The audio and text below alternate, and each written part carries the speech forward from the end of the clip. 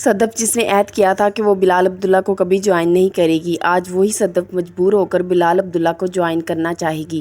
Drama serial کی next episode میں صدف کو جب اپنے بھائی زاویار کی بیماری کے بارے میں معلوم ہوتا ہے تو اس کا دل دہل جاتا ہے۔ صدف جب زاویار سے پوچھتی ہے کہ ایسی کون سی بات تھی جس کی وجہ سے ابا نے اتنی پریشانی لی اور وہ اس چیز کا غم لے کے یہ دنیا ہی چھوڑ گئے، اور تم 4-5 کروڑ کی بات کیوں کرتے ہو؟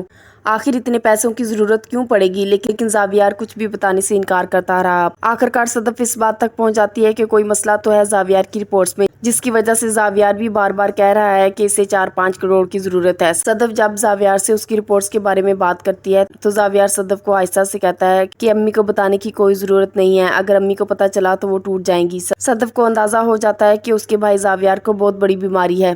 صدف ڈاکٹر کے پاس رپورٹس لے کے جاتی ہے تو وہاں اسے معلوم ہوتا ہے کہ اس کے بھائی کو بلڈ کینسر ہے، جس کے علاج کے لیے کم سے کم 4-5 کروڑ کے خرچے کی لاگت ہے۔ تو یہاں سے صدف کو اندازہ ہوتا ہے کہ یہی پریشانی تھی جو اس کے ابا کو لے ڈوبی۔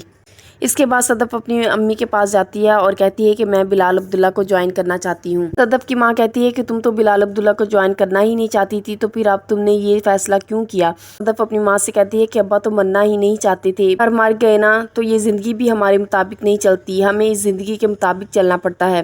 جب صدف آفس جاتی ہے تو وہاں عمار سے ملاقات ہوتی ہے۔ عمار کہتا ہے میں تمہارے دکھ کو سمجھتا ہوں، میں تم سے شادی کرنا چاہتا ہوں۔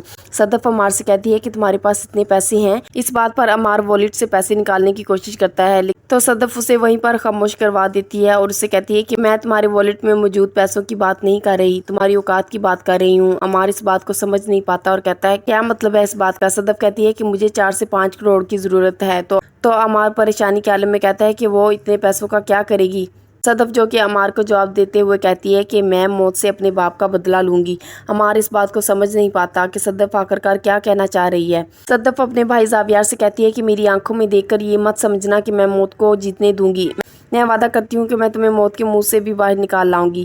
اسی بات پر جب زاویار صدف سے کہتا ہے کہ تم جب جھوٹ بولتی ہو تو نظریں کیوں چرا لیتی ہو؟ صدف جس کے پاس زاویار کے اس سوال کا کوئی جواب نہیں ہوتا، نظریں جھکا کر وہاں سے چلی جاتی ہے۔ پھر اسے ہمشا کی بات یاد آتی ہے۔ ہمشا نے کہا تھا کہ بلال عبداللہ بالکل ویسا نہیں ہے جیسا وہ نظر آتا ہے۔ صدف سیدھا بلال عبداللہ کے پاس جاتی ہے اس سے ملاقات کرنے۔ بلال عبداللہ صدف کو کہتا ہے اچھی اور نیک لڑکیاں بہت قیمتی ہوتی ہیں جن کی کوئی بھی قیمت نہیں لگا سکتا۔ صدف اس کی بات کو سمجھ نہیں پاتی کہ آخرکار وہ کہنا کیا چاہ رہا ہے، لیکن وہ مجبور ہو کر بلال عبداللہ کے پاس چلی جاتی ہے تاکہ وہ اپنے گھر کا سہارا بن سکے اور اپنے بھائی کا علاج کروا سکے۔